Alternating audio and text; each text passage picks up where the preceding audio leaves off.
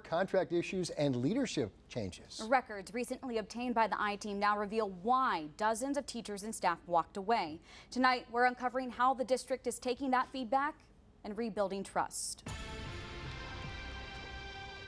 For some parents in the towns of Kennebunk, Kennebunkport, and Arundel, turmoil comes top to mind. Google RSU 21, we're in the news way too much. In just 1 year, RSU 21 lost nearly 10% of its teachers and staff. District leaders at the time pointed to retirement, low pay, relocation, saying it mirrored a national trend. Do you believe that was the full story? Not the full story. Some could be true. So the I-Team dug deeper, filing a public records request for exit interviews. We received 56 from the last 5 years, most from Kennebunk elementary, middle, and high school educators, many with more than a decade of experience in the district. When outlining why they decided to leave or retire early, the documents show unprofessional treatment of staff, top-down leadership culture, harassment and bullying from admin. Feels as if I had to walk on eggshells. Others described what they called a district in rapid decline, saying, quote, hiring a superintendent with no experience has been very detrimental to our staff. We are expendable and ignored. Frustration. Beth Fawcett, a parent in the district, says she is not surprised by what we found. She believes even more teachers left without saying why. In a lot of cases, they had fear.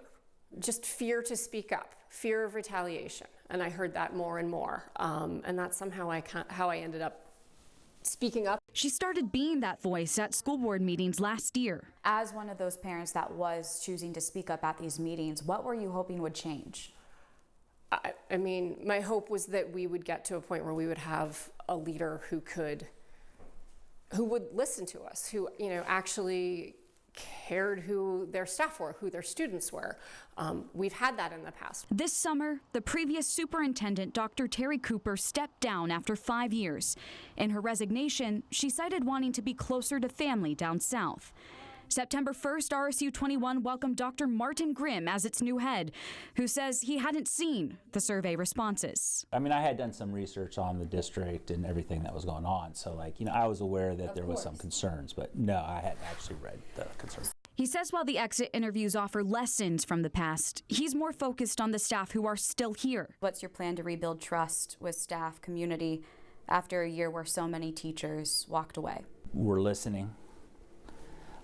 We are including people in real decisions. Grimm says the district is re-examining how staff concerns are addressed. Feedback, even when it stings, it's still a gift. Starting with a reform culture survey going out now to all employees. What are we going to do with this data? Like, it's not going to just go and sit. We're going to actually include it in part of our school improvement plan, with the hope of keeping his teachers from leaving. If there wasn't a change up in district leadership, do you think more teachers would have left the district? There's a good potential of that. In her 12 years with the district, teacher union president Jen Swan says last year was their lowest point. I think that there's a huge improvement already.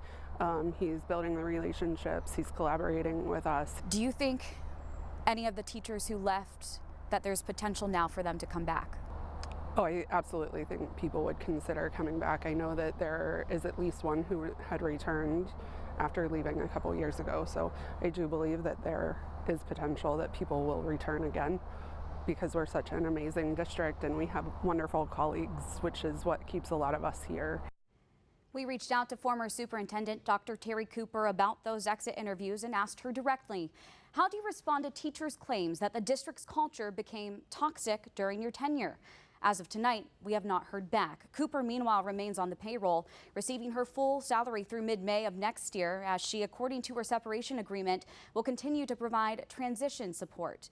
Now, when it comes to turnover, whether it's normal for a district to lose 10% of its staff in a year, that data doesn't exist. We're told the Maine Department of Education doesn't track teacher retention, but salary and staffing data is public. To search your district, we've linked that information for you on our WGME.com.